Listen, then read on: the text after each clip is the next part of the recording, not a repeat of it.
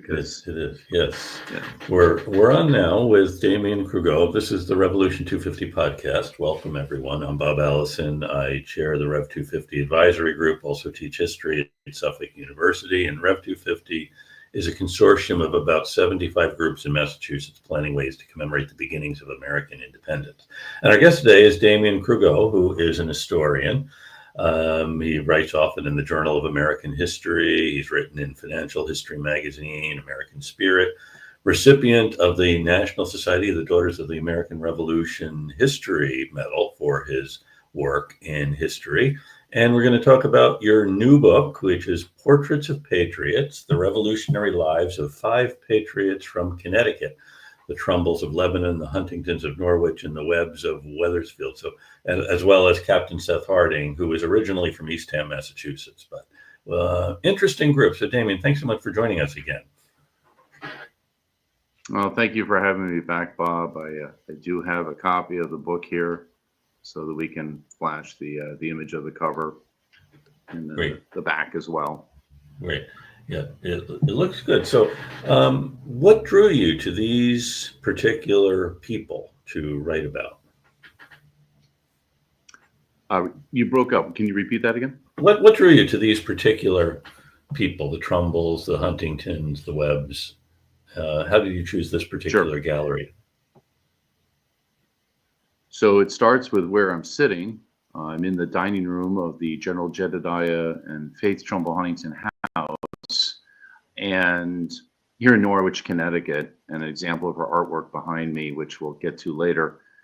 When we bought this house 10 years ago in the spring of 2015, I realized, oh my goodness, no one's written a biography of the Huntingtons and all their important, interesting contributions to the American Revolution, along with her artistic talents and how she inspired her younger, famous, later to be famous brother, John Trumbull. I also saw that, as someone who had taught art history, that no one had gone in any depth into John Trumbull's military service during the American Revolution. They focused, of course, on his painting career. And as a resident of Wethersfield, where we have another house from 1765, I felt it was important to also shed some light on Samuel Webb, a colonel in the American Revolution who serves as aide to General Washington and is grazed by a bullet at Bunker Hill. So I thought no one had taken six people of this level, this strata of society. I guess you could say they were all comfortable upper middle class and who were officers, basically majors, colonels, and brigadier generals in the American Revolution, and taken a slice, a lateral slice. When we look at the literature out there for the American Revolution, it tends to be biographies of Washington, Arnold, Lafayette, or it's a battle study, or it's a study of the entire war. And I thought, what if I take a slice and I connect the dots, and I pick six people who all knew each other through their military service. And in the case of Faith Trumbull Huntington, she's the spouse of Jedediah. And what is her story? So it's this book is five men and a woman, a general's wife. And it's interesting, the relationships among them. And Faith is a fascinating character. As you said, you have an image, one of her embroideries, an image of behind you. Tragic story. And she's the older sister of John Trumbull, the artist whom we know about. You want to talk a little bit more about Faith and her role in this? Yes. So Faith is the daughter of Governor Jonathan Trumbull Sr. and his wife, Faith Robinson Trumbull, obviously her namesake, and that's where the Mayflower line comes in through Faith Robinson of the Boston area. Jonathan is not yet governor when Faith marries Jedediah in 1766 here in this house. He's the deputy governor, and then he takes office as governor in 1769. He's the only governor who was colonial governor, but also patriot governor, and then governor after the American Revolution for any of the 13 colonies turned states. And it's a reflection of his patriotism and the fact that he had a grassroots public support. So the family is prominent, Jonathan is not doing well as a merchant, but he's politically astute. And the Sons of Liberty are strong here in Connecticut, overshadowed by Boston, understandably, but there's strong support here, led by the likes of John Durkee and Jedediah Huntington.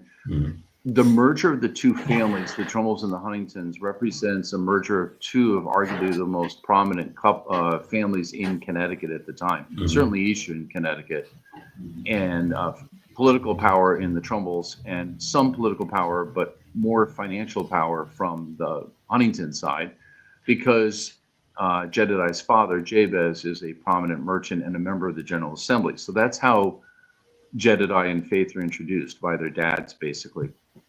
Faith is not the first person to suffer from depression in her family. She had a male relative, I believe it was an uncle, who apparently also committed suicide by drowning himself in a pond in rural bucolic Lebanon, Connecticut, years prior, back in I think it was the 1740s or 50s. And then along she comes, born in the 1740s, and has her depression. We don't know when it started. And my wife is a psychologist who specializes in this sort of thing, but she's manic depressive and exhibits depression. I think the first example is the Boston Tea Party embroidery that she made in 1771, not Tea Party, Boston Massacre. So the massacre, as we know, is December of 70. And in 71, she did a black silk embroidery that was beautiful. I don't have an example to show right now, but it's in my book as one of the illustrations. It's at the Lyman Allen Art Museum. For many decades, it was misattributed to her mom, Faith Robinson Trumbull, but it was actually the daughter, Faith's. And then the embroideries, like the one behind my head, that's a reproduction, these were over mantles that were done to hang in her parents' house, her childhood home, where she grew up with her later famous brother, John, and other siblings. And it's clear that she's very talented, very intelligent, and the depression really is not manifest. Other than that black silk embroidery, we don't have any evidence of her depression until war breaks out in 1775. That's what exacerbates, that's what worsens her concern. She's a very religious person, and 1775, once Jedediah is going to be part of the Continental Army, and her brothers are as well, that is a perfect storm, if you will, a coming together, a blending of three brothers, two brothers-in-law, and a husband who are all going to be in service one way or the other during the siege of Boston in 75, following Bunker Hill. And so she comes, they bring her to Boston thinking it would help her if she were around her brothers, but that turns out to be really a disaster for her because she arrives just after the Battle of Bunker Hill.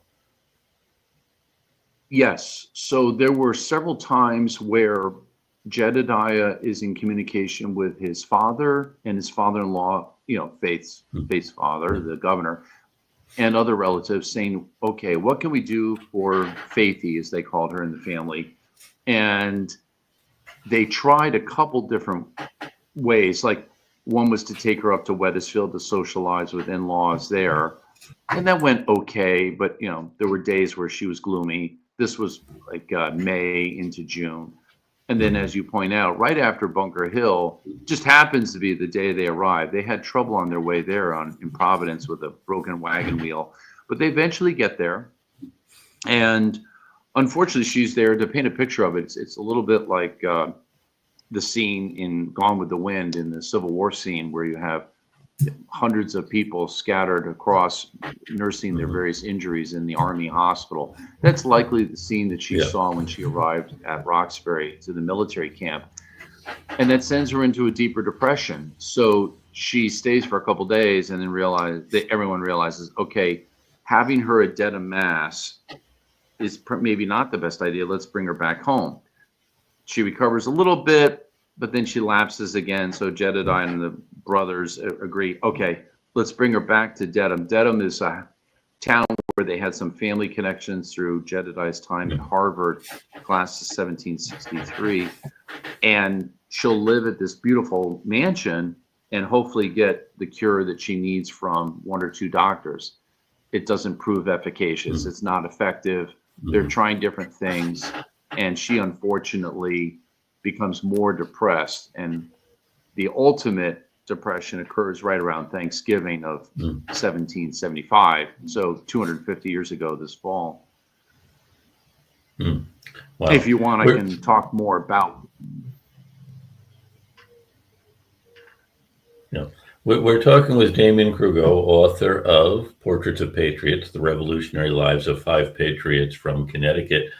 And her brother John, of course, it's actually through John Trumbull that we know about what a lot of things looked like. He does the painting of the death of Joseph Warren at Bunker Hill. He does paintings of Washington and of course, the signing of the Declaration of Independence, or the presentation of the Declaration of Independence. So how does John Trumbull go from being a colonel, he's in the Army, to being the artist who then depicts the war?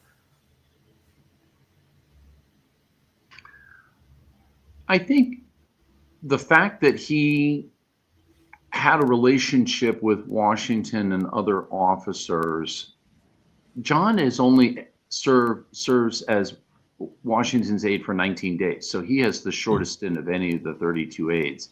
That being said, his brother, Jonathan Trumbull Jr., is secretary to Washington during the Yorktown siege, and then the last 2 years of the war, 82 and 83.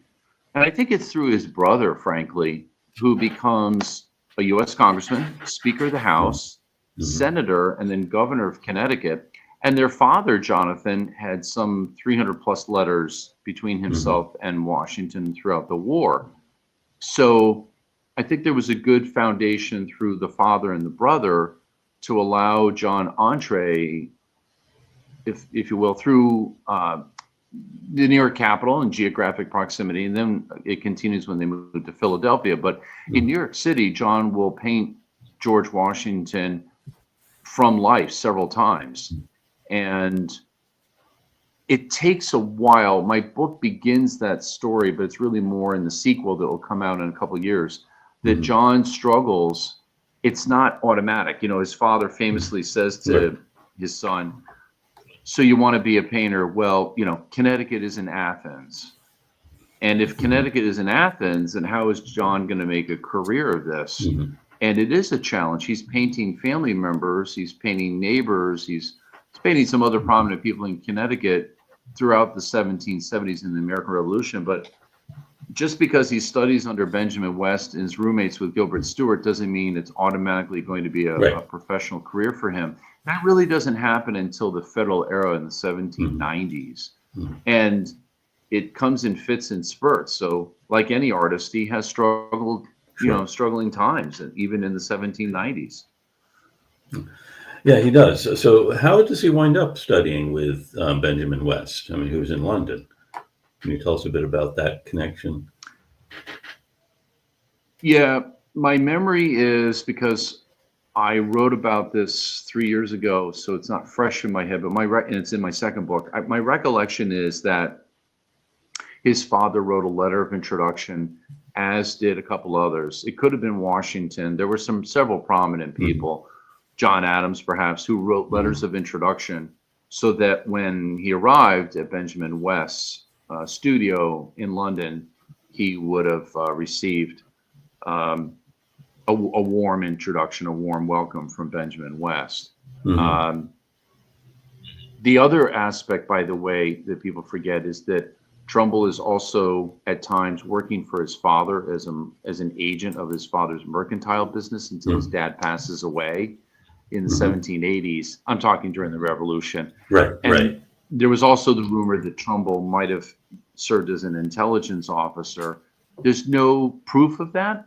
It's circumstantial, but it's one of the reasons when John Andre is captured by the Patriots and then hanged, that's why the British went and arrested John Trumbull at his house in London and tried to establish that the papers found on him made him suspicious of being a spy. But there was no proof. So they put him under house arrest since he was an officer and a gentleman. But that's when he starts to resume his painting, and that's when he paints the famous, I think it's in 1780, he paints his first portrait of Washington from memory with William, otherwise known as Billy Lee, and the scene is West Point.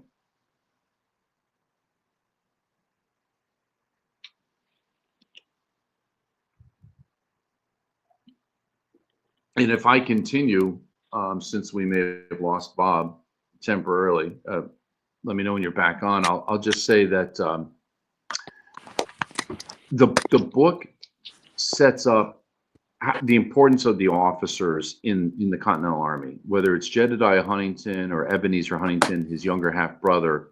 That's one of the key themes, is the concern they have for the soldiers, that they weren't just officers who were comfortable, born with silver spoons in their mouths. Yes, they had nice houses and nice upbringings and could speak, some French or Latin, and most of them had graduated from college, but they had a deep concern. One of the things I found in my research over the last 6 years is they had a deep concern for the welfare of their soldiers. And that's something I bring to light in the book. For example, at Valley Forge, repeatedly Jedediah Huntington is saying, we need more, and in his letters back to home. And the initial time at Valley Forge was the toughest, December 77 into January 78. By February 78, based on the letters of Huntington and the memoirs of Joseph Plum Martin, the famous private turned sergeant from Connecticut and Maine, we know that Connecticut did become known as the provision state, and that Jonathan Trumbull, as governor, was coordinating with the Champion family and others to bring the beef and other supplies down. But initially it was rough, and Valley Forge was definitely a difficult time. So that's one of the themes, is concern for the soldiers. Right. Where do you think that comes from? Is that from the ethic, the New England ethic, or is it just these particular people were compassionate and interested in the welfare of the men who served? It's a good question, Bob. Something I've never considered, but my initial thought is their strong New England congregational faith, that as Christians they felt a moral responsibility to help others. I know they said that about Faith in her after she I never mentioned it, but she hangs herself. She hanged herself with a rope at Thanksgiving of 1775, and the reason is she's despondent that her husband Jedediah, her three brothers, Joseph, John, and Jonathan Jr., and two brother-in-laws, Joshua and another I can't think of, were all not going to attend the family dinner for Thanksgiving in Dedham. So she couldn't take it. She said, "Oh my God, that means they're going to die." And she wound up being the one who dies. So I think one of the things that came out in her eulogy from the minister here back in Connecticut was her concern for the welfare of the common person. And I think that comes from her very spiritual, very religious family, the Trumbulls, Jonathan and Sr. and Faith Robinson. And I think it's part of that New England ethic, in my sense. Similar to what we have today with churches looking out for the welfare of others. Yeah. Also, I wonder if we can talk a little bit, Damien, about then these communities that form. I mean, these military companies, it's referred to as Huntington's Regiment. I mean, you have this very personal thing, and the men, of course, are recruited from the immediate area. So the militias would have been together. And then when they become part of the Continental Army, they still have this connection, this community connection that persists, even as they become part of this larger organization.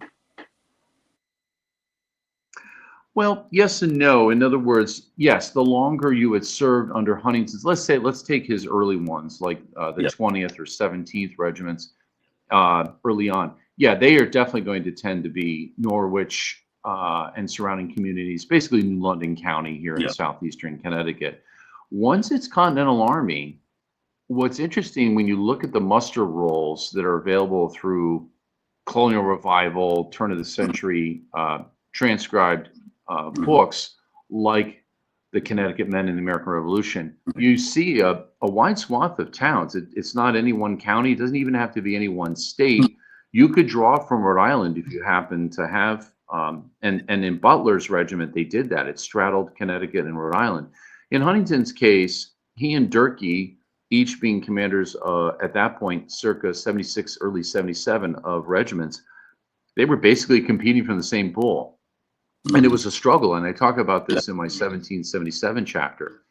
Now, once Jedediah is a brigadier general following the Battle of Ridgefield at apparently George Washington's request, and Roger Sherman is the facilitator with Congress to make that promotion, Huntington's swath widens so that you have, I think it's the 1st, 3rd, 5th, and 7th Brigades at Valley Forge, and then, of course, at the Battle of Monmouth in the summer of 78. Mm-hmm. And when you look at the composition of those regiments, you're looking at least 6 counties in Connecticut. We're talking with David. And the communities, I'll just mention one more thing. In terms of a sense of community, we'll mention the diversity. It's not just the white Christians, but also, and I created this handle, if you will, expression, partnership and patriotism. I came up with that several years ago when I was doing research with my colleague Dane Rue on the USS Confederacy, because what I encountered were, Native Americans, African Americans, what have you, and there were a sizable number of soldiers who were people of color serving in Durkee's regiment or Huntington's regiment, including several from the Mohegan tribe and several from the Mashantucket Pequot tribe as well, and the Narragansetts and others. And so when you're thinking of communities, it's some soldiers who are from Native American communities as well. Interesting. We're talking with Damien Cregeau, who is the author of Portraits of Patriots, The Revolutionary Lives of 5 Patriots from Connecticut. I think you mentioned the Mohegans and the USS Confederacy. I wonder if we can talk a little bit about that ship and the connection of the Mohegans with the building of the ship. So in my introduction, I mentioned the harrowing time. It was harrowing at the time, and it's amazing to look back. It was March of 2020. We didn't know how bad the COVID pandemic would get, but I had made an appointment in February for Friday, March 13th, Friday the 13th, to go to Philadelphia with my wife, Pam, and to look at the USS Confederacy papers. And the appointment was respected. I could show up, but it was really the last day that the public were allowed to come in. People were already shutting down in Philadelphia and other places because of what was going on in Europe and the Middle East at the time. That Saturday, so we got in there and we looked at the papers of the USS Confederacy, and we found the pay stubs I wanted that were the originals that proved that Blacks and Native Americans had been paid by the naval agent Joshua Huntington, living next door, brother of Jedediah. On Sunday, we were at Valley Forge, famous for losing more people to disease than any battle in the American Revolution. Thousands of soldiers died there of disease and complications from it. And we're there on Sunday the 15th, and then the country shuts down completely on Monday and Tuesday, the 16th and 17th. So that was really interesting. So I brought on my colleague Dane Rue. We wrote an article for Connecticut History Review, a scholarly article about the USS Confederacy. And it's a fascinating story because most people don't know that a U.S. Navy frigate had been built here. There's so much about the privateering aspect when it comes to Connecticut, and rightly so. The privateering was successful with ships like the Oliver Cromwell out of Essex. Seth Harding was actually in charge of the Oliver Cromwell early in the war. He will take command. He's from here in Norwich in his adult life. And the ship sails from Norwich down to New London. Well, it's towed down to New London for outfitting. And the interesting thing is that it's the last chapter of my book. I decided that I had 200,000 words at the end of my manuscript as of September of 23. And I realized, oh my goodness, I have to cut my book in half. So I cut it at 1779, just as the ship is finally heading out to sea. But the letters between the naval agents and Seth Harding are entertaining because of some of the wording that's what we take as modern and not quaint. For example, one of the naval agents says, "This ship has been here so long, get this eyesore out of the harbor," and quotes like that. And so those are in the last chapter of my book, and I leave it as a cliffhanger as to what happens with the ship. Okay, so it sets out to sea finally in May of 1779, and then the sequel opens up with it going to Philadelphia, where it picks up founding father, John Jay. Right. And the French minister Girard, who are bound back to. Yes, yes. And it's a beautiful ship. I also want to mention that the chapter near the end of my book explains what a beautiful design, unusual design it is. In the ship modeling hobby, it's considered the best looking Continental Navy frigate for the American Revolution, even though it's not famous, even though it's not the Constitution of years later or, one of the more successful ships. Right. Who designed it? Do we know? Good question, Bob. We don't really know. There had been a naval architect down in Philadelphia for the hub, if you will, of the Continental Navy.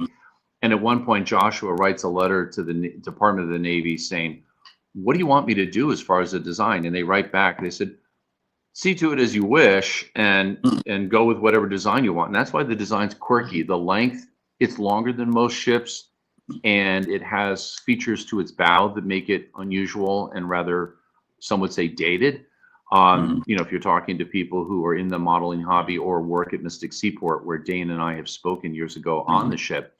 So it turns out it's built on the Thames River, just across from where modern day Mohegan Sun is located, on what became known as Confederacy Cove, because that's the most famous ship ever built at this small shipyard.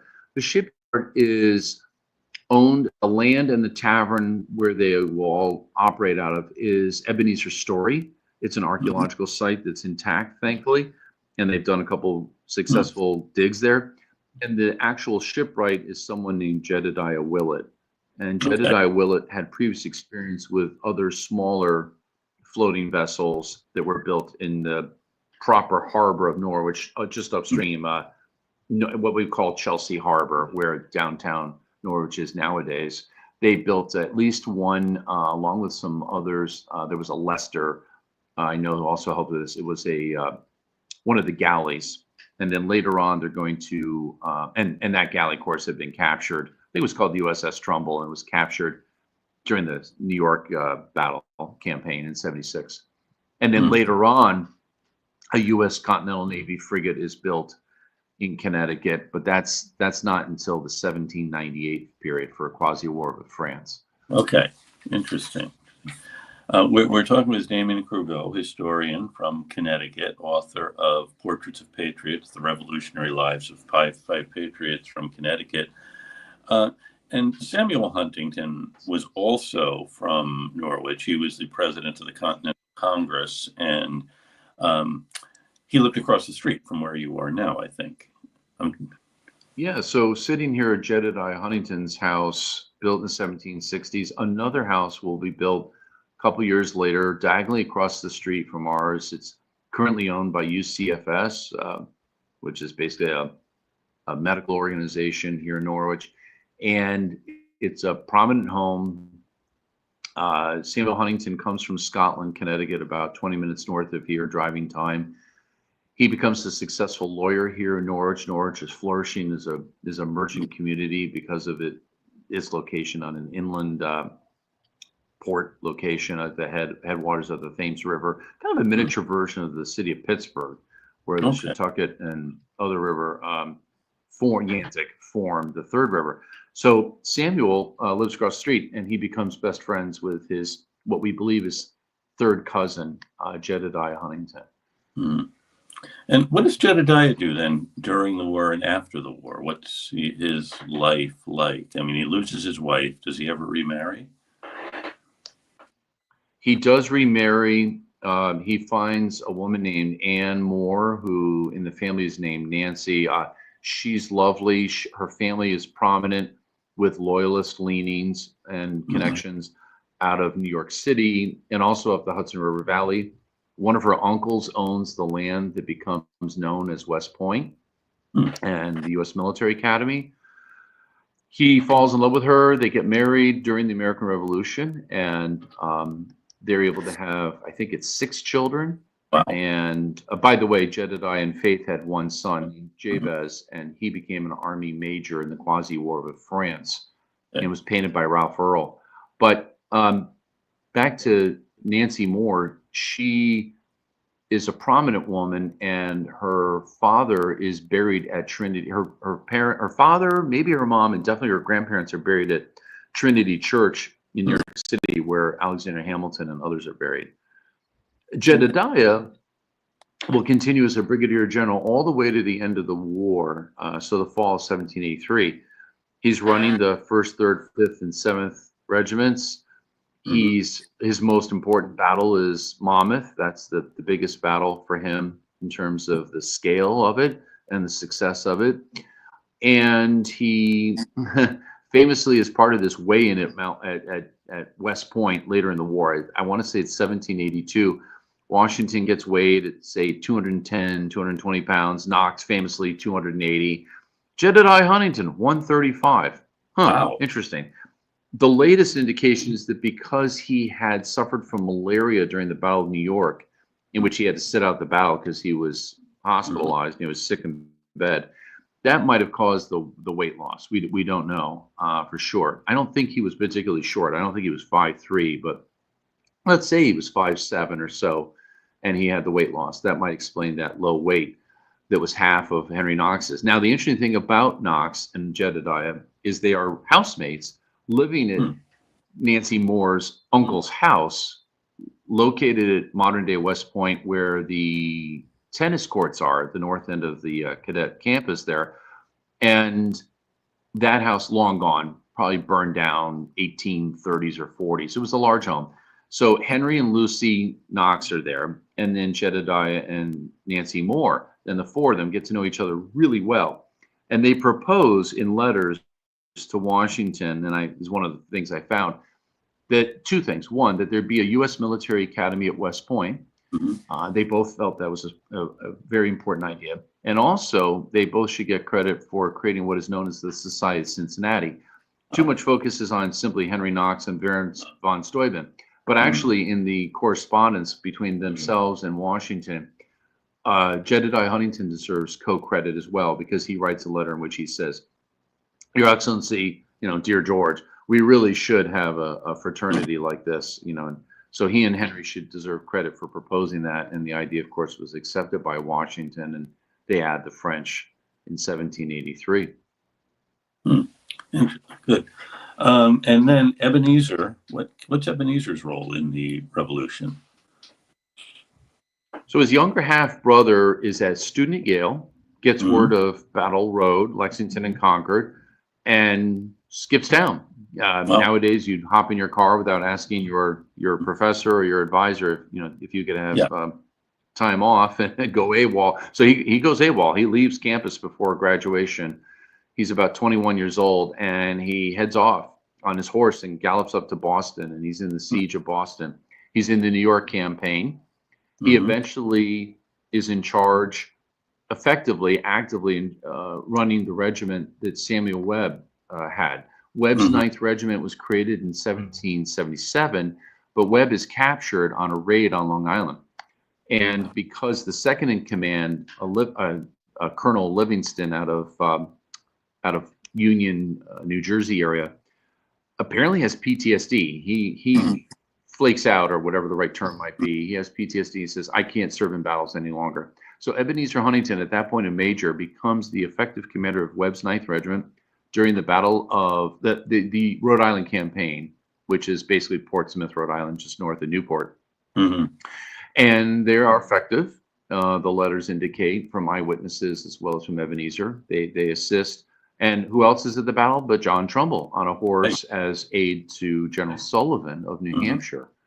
And Ebenezer will serve at the Battle of Springfield, New Jersey. I think that's summer of 1780. He's at Jockey Hollow. That's when he writes these very colorful letters where he sounds like Benedict Arnold. He says, "I despise my fellow countrymen for their ignorance in the plight, the suffering of our soldiers."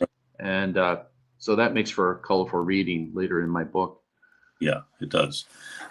He also serves, by the way, through the end, fall of 83. Interesting. So we're talking with Damien Cregeau, author of Portraits of Patriots, The Revolutionary Lives of 5 Patriots from Connecticut. And I'm wondering, Damien, if we can talk then a little bit about where you find the sources. I mean, you have great letters you're quoting from, great stories. I wonder where you go to do your research. You've mentioned some things, but are there caches of letters in Connecticut, or have you traveled further afield? Yes. So if I take it in chronological order, the things I was most proud of were discovering the 1775 letters that had not been transcribed of Faith Trumbull Huntington writing in the summer of 75 to Jedediah. There were 6 letters that no one had taken the time to transcribe, and they are at the Connecticut State Library in Hartford. I looked at those in, I think, 2022.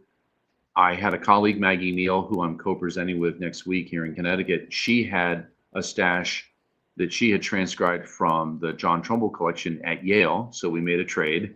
And she had done a lot of scholarly research on Faith's depression and suicide and wrote an article about that for Connecticut History Review.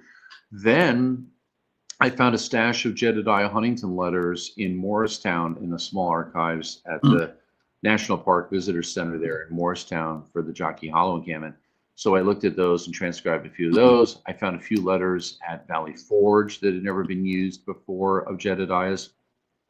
Most of his letters are at the Connecticut, what was then called, as I was writing the book, it was called the Connecticut Historical Society. It has since changed its name as of, I think, 2023 to the Connecticut Museum of Culture and History. They're in Hartford. And that's where I spent most of my time. And then in addition to that, you know, how was I going to do this during COVID? How could I do it without having direct access if these places were closed? Fortunately, most of the stuff that had been transcribed was available digitally through the website archive.org. And then, of course, you had the George Washington papers. And the George Washington papers include any time that Jedediah and George were writing to each other, or others such as Sam Webb or Seth Harding. Good.